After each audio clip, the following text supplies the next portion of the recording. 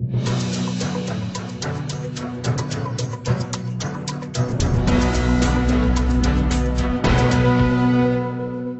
asked Mr. Sharma, what is this tearing hurry to earn some paltry foreign exchange and export iron ores as such without value addition? I am amused at your question.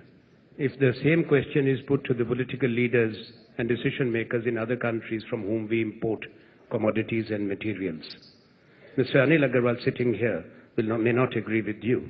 India has the third largest, or one of the largest iron ore reserves of the world. The problem is that we have not been mining enough. Mining itself is an industry. When you look at your steel capacities, including the pelletization capacities, which the government has been fully supporting through policy measures, not reached even 92 million tons. And the unutilized capacity. The fact is that India was mining, I stand to correct the earlier number, about 230 million tons of iron ore, and we were exporting in addition, in excess of 115. Domestic consumption, but the capacity of the domestic industry was only to consume about 95 to 100 million. Now it is increasing. Pelletization has been increased, but pellet exports are only 1.25% of the pellet capacity created in India. So we are encouraging, but you have to build capacities. That's where the investments have to come in new technologies. Once you have more capacities, you will export. And frankly speaking, I do not agree with your observation on Japan.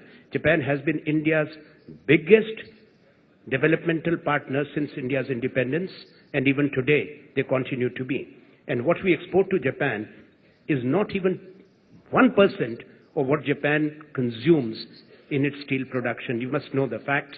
Mining is done in poor areas, and it employs hundreds of millions of poor people. What India exports, India has allowed to be exports, are only the iron ore fines in the past, because the domestic industry could only consume lumps. That's why we brought in the technologies and encouraged pelletization. So we are moving in the right direction.